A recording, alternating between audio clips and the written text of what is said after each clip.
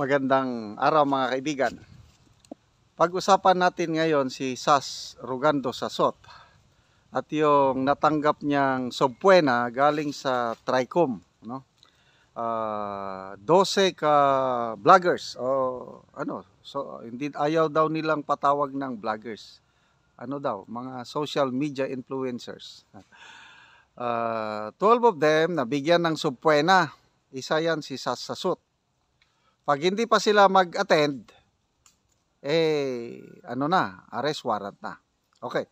Si Sas, nag-respond siya nung na-issuehan siya ng subpoena. Sabi niya, paano ako maka-attend? Humihingi ako sa inyo ng link ng Zoom para maka-attend ka ako. Hindi niyo man ako binibigyan. Ito, may post siya. Tuwan-tuwa si Sas. Sabi niya, thank you. Nagpasalamat siya. Thank you. Okay, 16 hours ago, pinost niya ito. Thank you, TRICOM Committee Secretariat, for finally responding to my emails.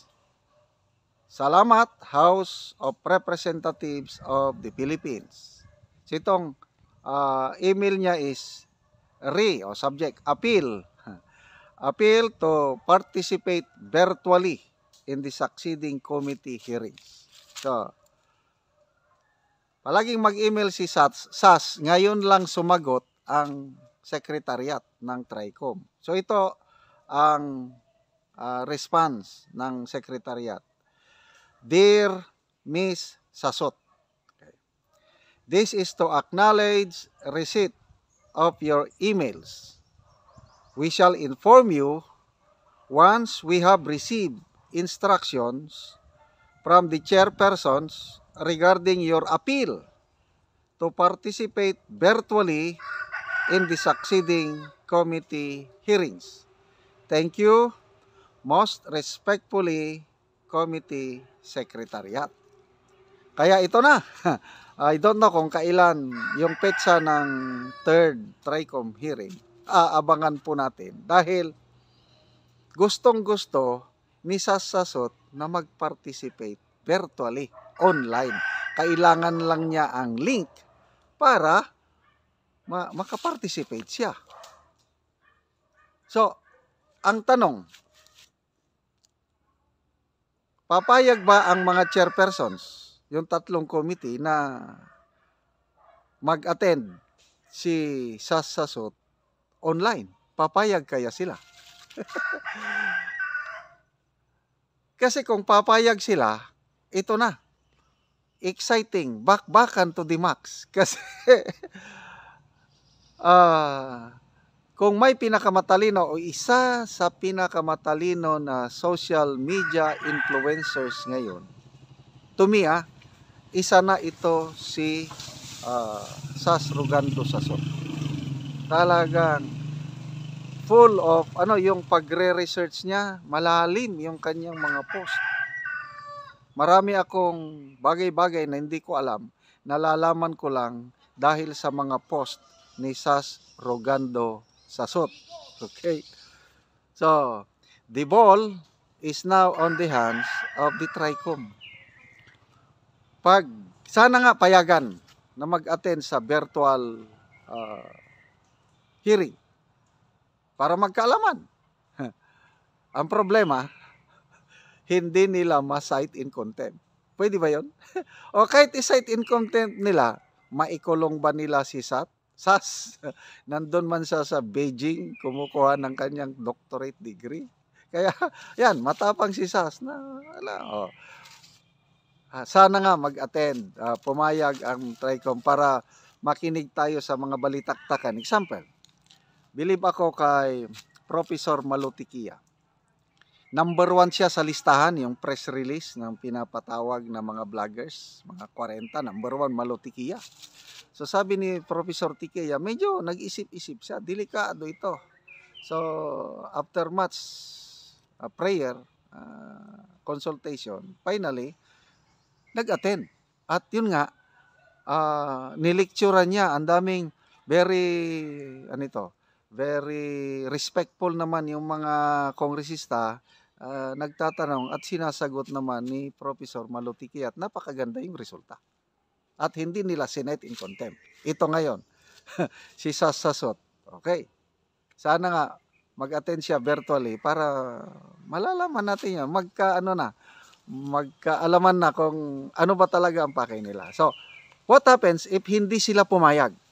Ang TRICOM, yung mga chairperson, hindi pumayag. There is something question. Bakit hindi sila pumayag?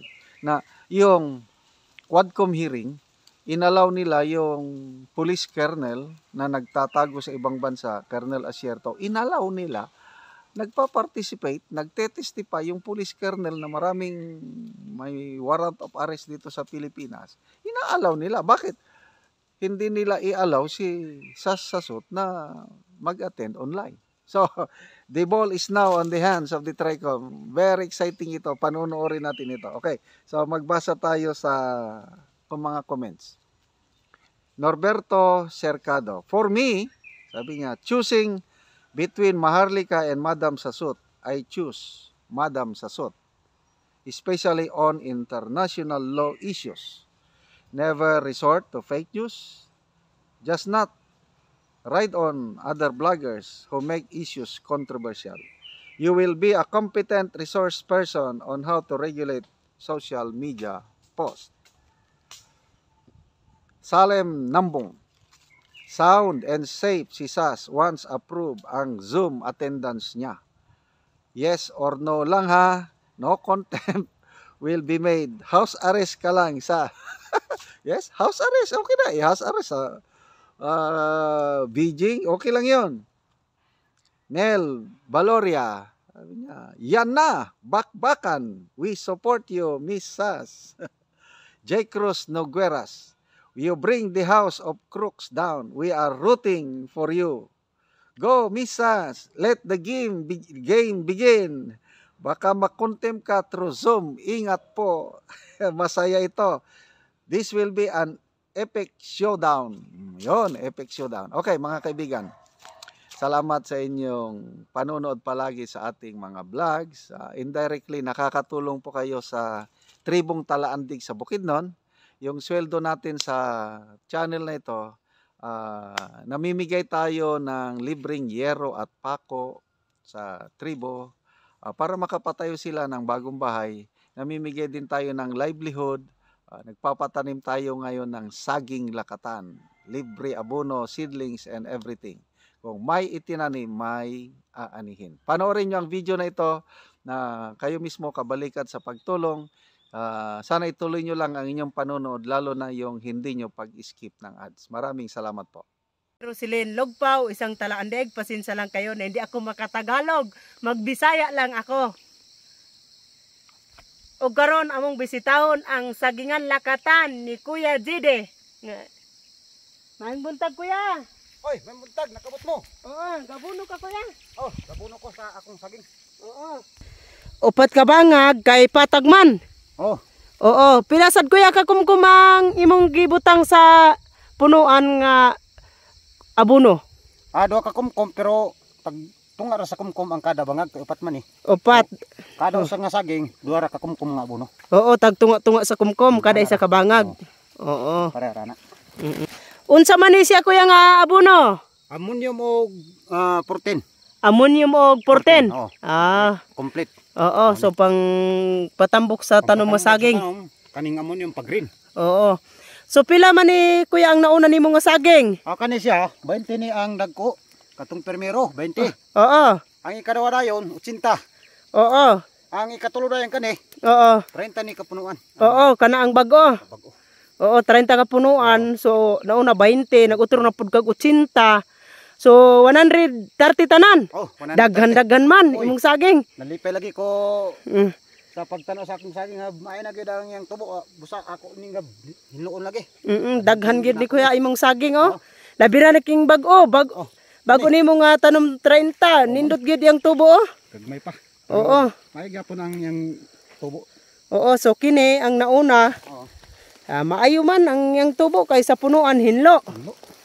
Og padayon gid ka ani, Kuya, sa pag-abono. Oh, padayon gid ko ani kay mayo kay nagulan ba? Oo, kay nagulan man karon. Kulan man. Oo, so nindot kaayo ang tubo sa imong saging. Oo, 130 tanan. 130. Kapunuan. Oh, maayog yun ang tubo sa imong saging kuya sa padayon sa pag-abono. Kasi dati dito. Oo. O kuya, unsa man imong ikasulti sa padayon sa pagpananom o sa pag-atag og abono sa pagsuporta? Magpasalamat gid ko na sa Ginoo Oo. nga nakatanom gid kog saging lakatan. Oo. Kay akong nakita kung daghan di atong lakatan, siguro gyud nga mao asta sa kalisod. Oo. Unya makatabang punta sa atong mga anak nga labi na nag-eskwela. Oo. So maputol-putulan ang atong kalisod. Oo. So dako gyud among pagpasalamat labi na sa nagatanog YouTube Oo. nga akong agad sa inyo nga makatag pa og utro, makatag pa og utro ug suporta sa labi na ning saging nga lakatan. How as gid mi sa kalisod. Oo, Kay si.